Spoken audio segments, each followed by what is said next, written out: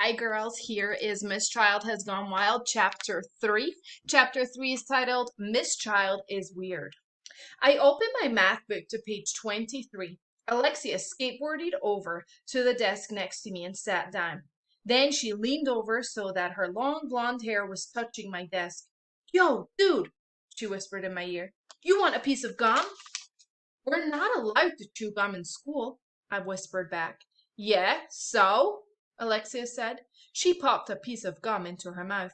Mr. Granite clapped his hands together. Okay, he said. Maybe now we can finally get to our math lesson. I glanced sideways and saw that Alexia was writing something on a little scrap piece of paper. She folded it up and tossed it on my desk. I opened up the note. It said, I hate math. I turned the paper over and wrote on the other side, Me too. Then I passed the paper back to Alexia. Mr. Granite, said Andrea, the two AJs are passing notes back and forth. Don't be a tattletale, Andrea, said Mr. Granite. Oh, snap, said Ryan. I was going to say something mean to her, but you'll never believe who poked their head in the door at that moment. Nobody. Why would anyone poke their head into a door? That was her. But you'll never believe who poked their head into the doorway.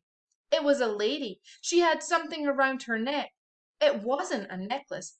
It was a snake. Eek!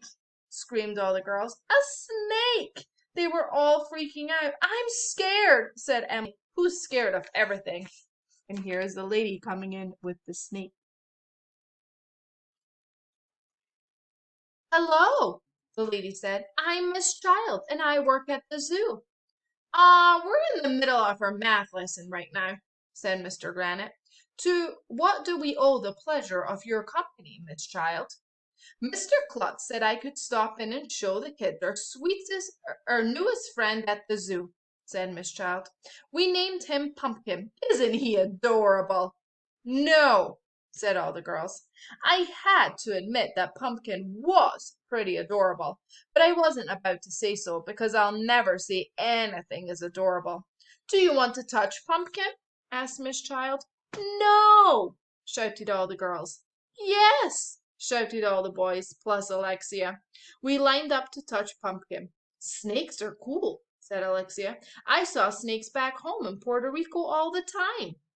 I thought Pumpkin was going to be all slimy and disgusting, but he wasn't. He didn't bite me or anything. Must know it all, Andrea must have been jealous that Alexia liked snakes because she started telling everybody all about them.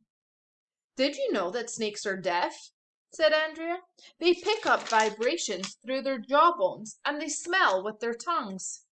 That's true, Andrea, said Miss Child. Hey, do you kids want to see something really cool? She reached into her pocket and pulled out a big, hairy spider. Ew! This is my friend Melvin, said Miss Child. He's a tarantula. You keep a tarantula in your pocket? I asked. That was weird. Spiders are gross, said Neil. I don't feel that way, Miss Child said. At the zoo, we appreciate all living creatures, large and small, land creatures and sea creatures, meat eaters and plant eaters, creatures that fly or swim or crawl on their bellies, and blah, blah, blah, blah, blah, blah, blah, blah, blah.